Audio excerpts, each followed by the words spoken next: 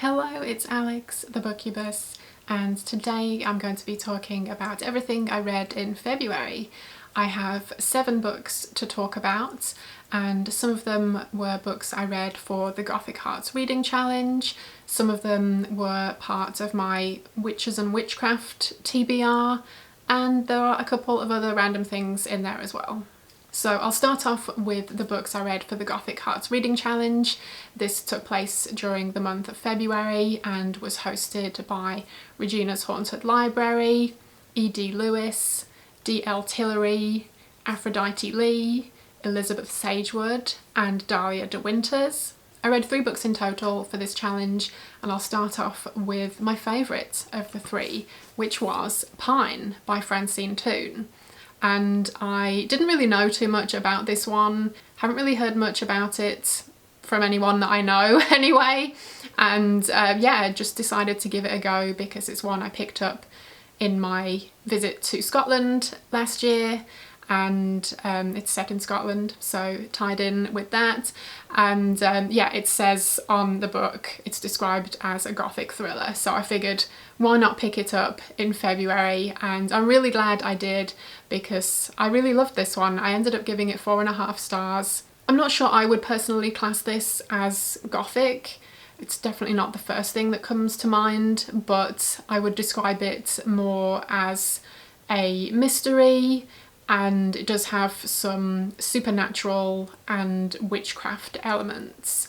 And we are following a young girl and her father who live in a really remote part of Scotland, and there are a few people that live in houses kind of scattered nearby, but otherwise they're pretty isolated. And the young girl, Lauren, is I think about 10 years old, and she was just so well written. I absolutely loved her character. I really felt for her. I thought the way that she was described, all of the childlike things that she did and thought were really authentic and believable.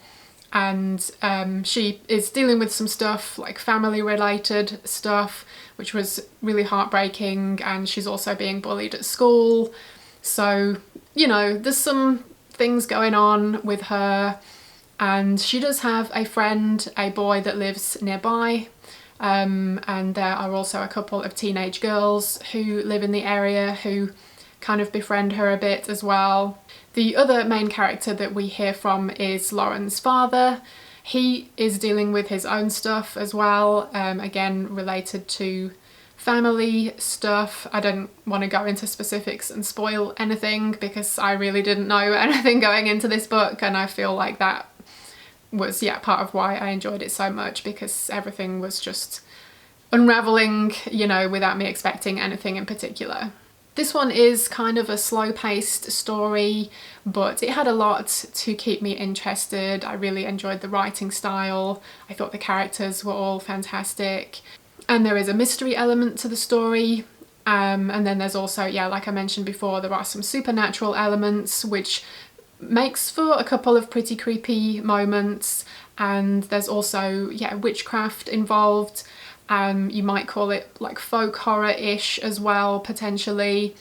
But yeah, there was just such a great atmosphere and tone to this, and so many like evocative details that just really did it for me. So yeah, I don't want to get any more involved story-wise because I think it would spoil it. I think the only criticism for me was that it didn't quite come together at the end as like solidly as I hoped it would. I don't think it quite stuck the landing with regards to the mystery element of the story, but I did still really like how the book ended, if that makes sense. So yeah, if any of that sounds interesting to you, I would highly recommend this one.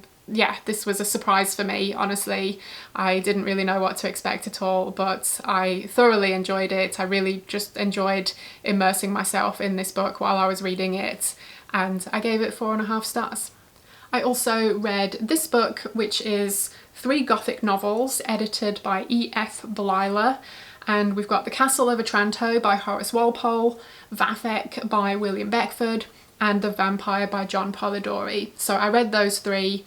and I rated each of them like 3 or 3.5 stars. So overall I rated the book 3.5 stars. My favourite of the 3 was definitely The Castle of Otranto. It's known as like the first or one of the first, you know, examples of Gothic literature, and it's set in a castle, and we've got all this, yeah, kind of family drama going on. It's, you know, kind of soap opera-esque, and, you know, we've got deaths and we've got affairs and incest and, you know, just all of the stuff that you would want. That one was also kind of a surprise for me. Didn't really know what to expect, thought it was just going to be pretty dry, but it was really entertaining and humorous as well. I had no idea. So I did quite enjoy that one. I gave it 3.5 stars. The next one, Vathek, was probably my least favourite of the 3. Its alternate title is An Arabian Tale, and it's about a lord of sorts who is extremely wealthy and has, you know, everything at his fingertips. He likes eating and he likes, you know, other things that rich people like, I guess. And I did like certain elements of this story. I liked this idea of this character just being, you know, giving his life over to every kind of excess possible. And then there are also some kind of occult leaning things going on with him and his mother, which was quite interesting. It didn't spend like a ton of time on that, but I liked the parts that did touch on it. And there's this character that rocks up and promises Vathek, you know, all of these amazing things if he kind of follows what he wants him to do, and so he does, but yeah, at what cost, you know?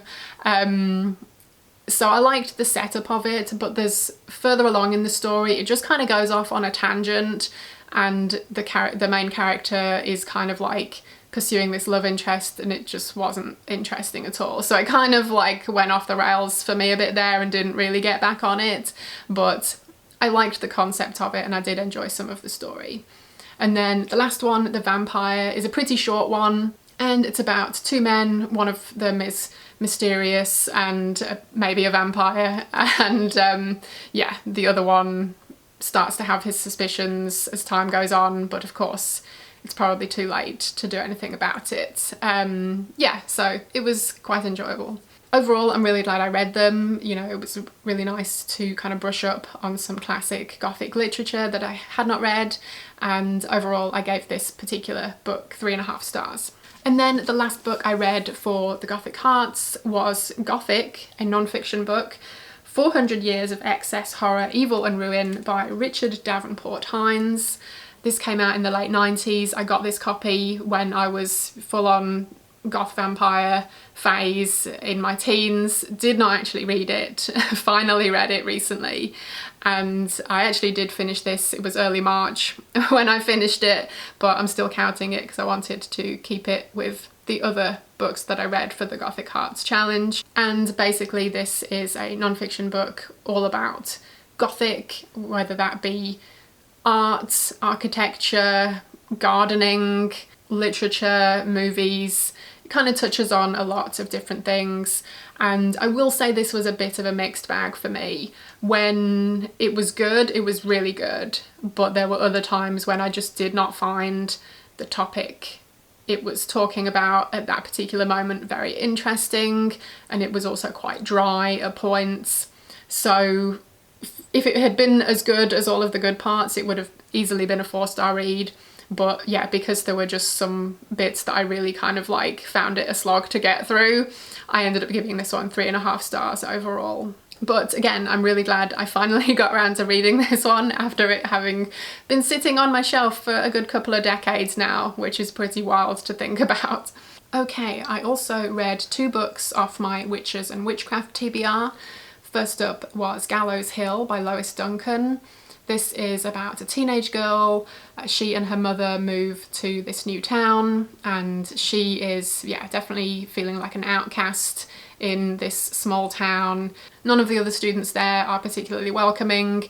It seems like a pretty, you know, small-minded type of town, and Anyway, she ends up getting involved in this Halloween event where she is kind of roped into telling people's fortunes, but she ends up knowing more than maybe she should, and so the other students begin to think that she's a witch. I really enjoyed this one. I really enjoyed the writing style. The main character was interesting enough to read about, and it does touch on some serious topics like bullying and like domestic abuse, and yeah, there's a few other things going on as well that, you know, some of these teenagers are having to deal with. There is a boy that she meets at the school who is really nice. He's kind of like, yeah, this nerdy character that gets bullied by the other popular kids.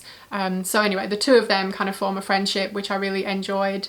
And yeah, story-wise, things do escalate and get a bit crazy towards the end. But yeah, just overall, I thought this was a compelling read, it was enjoyable, and I gave it 4 stars. The other witchy book I read was Witch Hunt by Wendy Corsi Staub. This one is about another teenage girl. She and her family move to this small town in Massachusetts to fix up a house that they have inherited.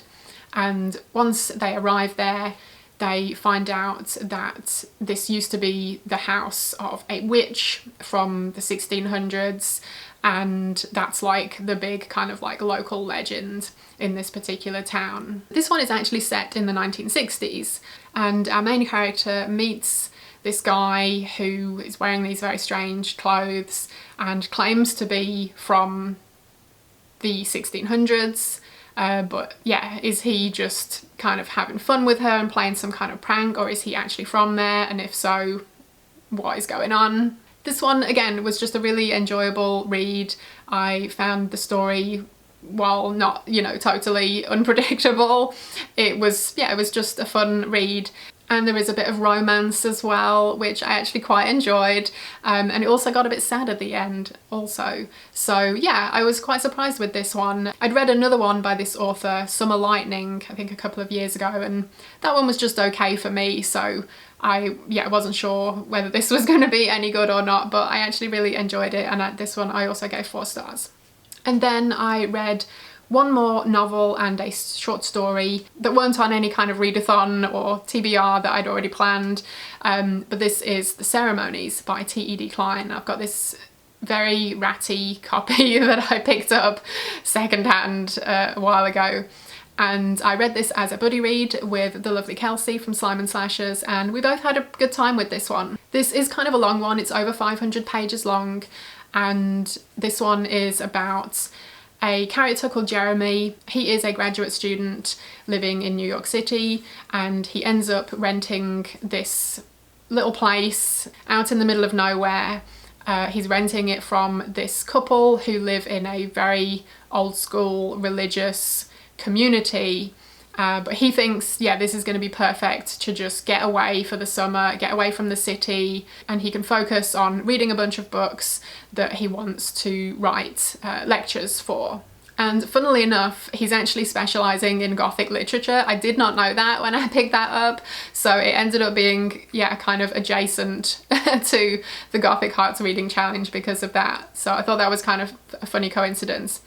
But anyway, there is another main character, a woman called Carol, who also lives in New York City. She is a very naive and trusting young woman, and she, yeah, doesn't have much kind of worldly experience. She works in a library. Anyway, she and Jeremy's paths cross and things go from there.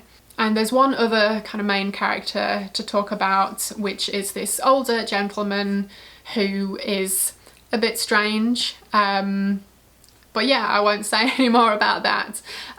But basically the gist of this one, if you might have guessed from the title, The Ceremonies, it is all about, yeah, these ancient ceremonies, these rituals, this ancient evil, that kind of thing. So if that is your kind of jam, it's definitely one of my favourite things, then I would definitely recommend this one.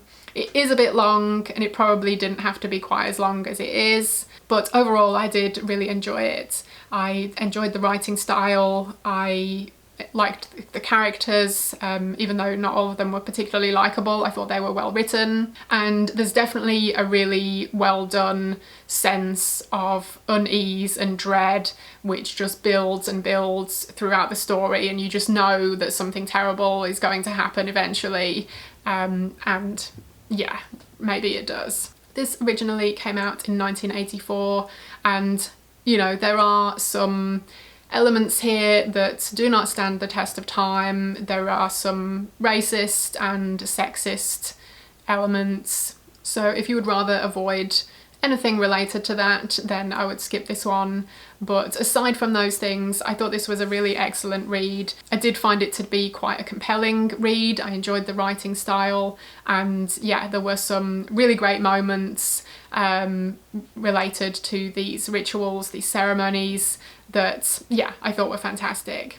And also I did enjoy how all of these kind of different threads come together eventually, and yeah, there's quite a climax, shall we say. So this was another really good read. It's one I've been meaning to read for ages, so I'm glad I finally did, and I gave this one 4 stars. And the last thing I read was a story, The White People by Arthur Machen, and this is one that I've been meaning to read for ages as well, but hadn't got to it before. But it is referenced quite heavily in the Ceremonies, so I figured why not pick it up while it's back on my radar. And I actually listened to an audio version of this, which was narrated by Linda Hayden of Blood on Satan's Claw fame, and this was part of the DVD box set that came out for the folk horror documentary Woodlands Dark and Days Bewitched, if I'm remembering correctly, which is a really good documentary. And yeah, there was a box set that came out with a bunch of the films referenced in it, and one of the extras was this audio version of The White People. So listen to that. Yeah, she's a great narrator, has a really good voice, and I did enjoy the story. The main element of the story is this diary, which has been written by this girl. It's really quite weird, and she talks about some strange things, but I really enjoyed the vibe of it. But it is bookended by some other characters and their kind of discussion of various things which lead up to this diary. The bookends I wasn't quite as interested in, and I didn't think were as good or, you know, as compelling as the diary itself. So overall I gave this one 3.5 stars, but it's definitely one I'm glad I read. It's one I would recommend if it sounds interesting to you, because it is a short read and I would like to read more by Arthur Machen at some point.